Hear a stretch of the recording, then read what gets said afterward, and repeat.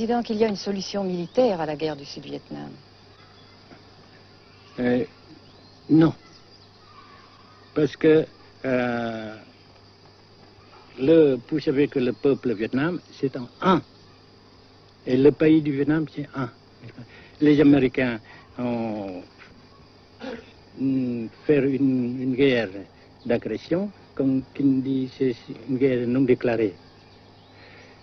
Et, comme vous savez aussi, vous avez pu lire dans la presse, n'est-ce pas, bien, mondiale, que plus la guerre prolonge, plus les Américains et leurs valets, n'est-ce pas, comment dire ça,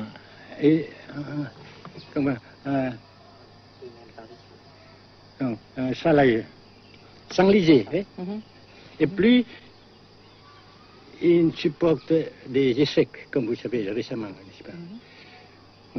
Par conséquent, la guerre ne peut pas durer éternellement. Et je suis très heureux que les politiciens haut placés français ont reconnu cela. Vous pensez que le général de Gaulle pourrait en quelque sorte, à un certain moment, arbitrer le conflit?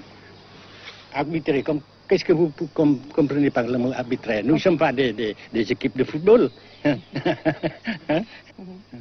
Mais au-delà des accords de Genève, si je ne me trompe, une idée du général de Gaulle est la neutralisation de tout le sud-est asiatique. Est-ce que c'est une idée qui vous semble intéressante? Comme j'ai déjà dit quelquefois, c'est une idée intéressante. Mais ça dépend encore une fois de la volonté de ces peuples et la manière comment on procède à réaliser. C'est une grande question, n'est-ce pas? Et je ne peux pas dire que je suis d'accord. Et je ne dis pas que je ne suis pas d'accord, n'est-ce pas? Mais parce que vous dites, par exemple, vous dites fleurs. Fleurs, il y a beaucoup de sortes de fleurs. Il y a des roses, il y a des blanches, des rouges, etc. Et il y a qui sont bons et d'autres qui ne sont pas bons. Mais on dit fleurs. Monsieur le Président, nous avons constaté avec chagrin qu'au cours de notre voyage au Nord-Vietnam, que l'influence française était devenue à peu près inexistante dans votre pays. Les moins de 25 ans ne comprennent plus du tout le français. Et je me demande si, à votre idée, des rapports peuvent se rétablir tels que la France continue à jouer une sorte de rôle culturel ici. Avec la France, surtout, et avec tous les autres pays. Nous voulons avoir une coopération amicale, culturelle, économique, etc.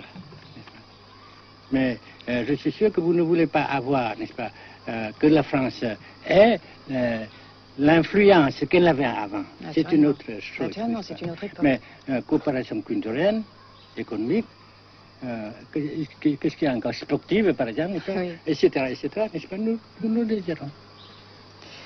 Si la guerre se cristallise au sud et se poursuit encore pendant quelques années, pensez-vous que l'avenir économique du Nord-Vietnam soit viable? Je suis sûr que c'est non seulement viable, mais ça progresse.